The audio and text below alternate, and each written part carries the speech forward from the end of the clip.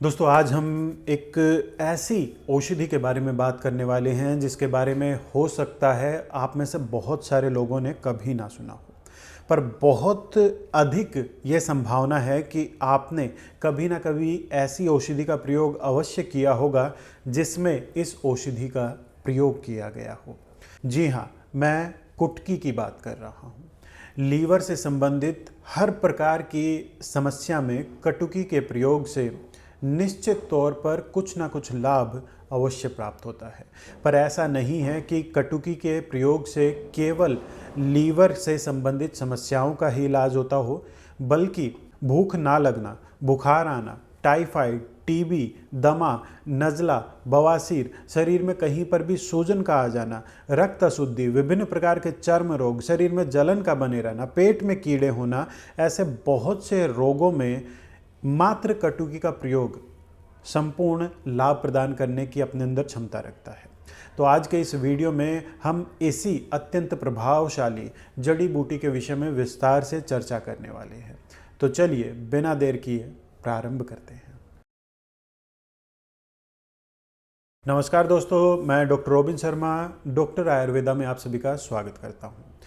दोस्तों, कटुकी का रस तिक्त और विपाक कटु होता है और इसी कारण इसे कटुका, तिक्ता, मत्स्यस्कला, रोहिणी, कटु रोहिणी और काड़ू आदि नामों से उच्चारित किया जाता है।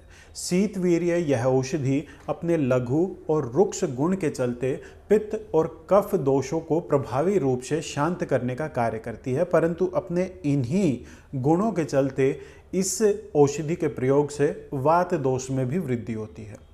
वहीं बात करें प्रयोग मात्रा की, तो कटुकी चूर्ण का प्रयोग सामान्यतः 2 रत्ती से 6 रत्ती की मात्रा में किया जाता है, परंतु कुछ विशेष स्थितियों में 2 से 4 ग्राम की मात्रा में भी इसका प्रयोग करवाया जा सकता है। चलिए अब जान लेते हैं कि विभिन्न समस्याओं में कटुकी का प्रयोग किस प्रकार लाभ पहुंचाता है और किस प्रकार किया जाता है। सबसे पहले बात करते हैं लीवर से संबंधित समस्याओं के लिए कटुकी का प्रयोग किस प्रकार किया जाए। ऐसी अवस्था में कटुकी चूर्ण का प्रयोग मिश्री के साथ करवाया जाता है।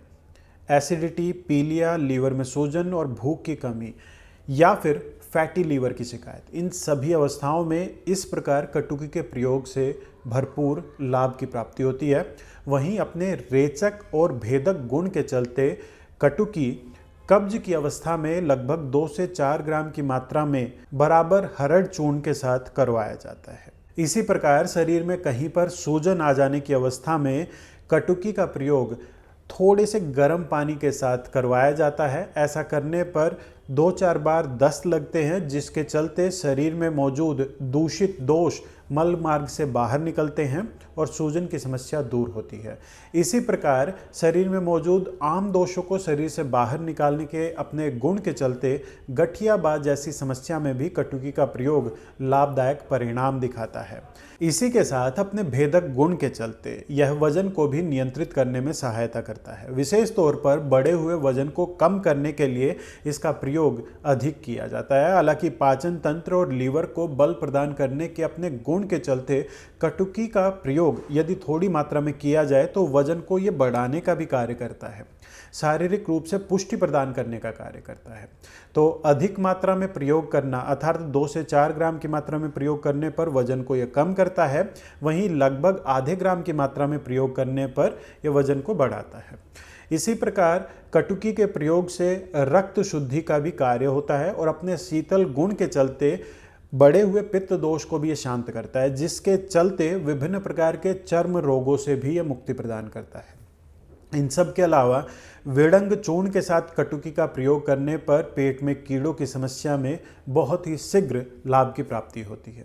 इन सब के अलावा कटुकी चूर्ण के प्रयोग से विभिन्न प्रकार के ज्वर में भी लाभ होता है। विशेष तौर पर जो पुराना बुखार हो या टाइफाइड की समस्या हो, ऐसी अवस्था में परवल के काढ़े के साथ, जी हाँ वही परवल जिसकी सब्जी बनती है, बस उस सब्जी में आप नमक, मिर्च, मसाले मत डालिए और उसको अच्छी प्रकार से घोट कर कटुकी चूर्ण के साथ आप प्रयोग करवाइए।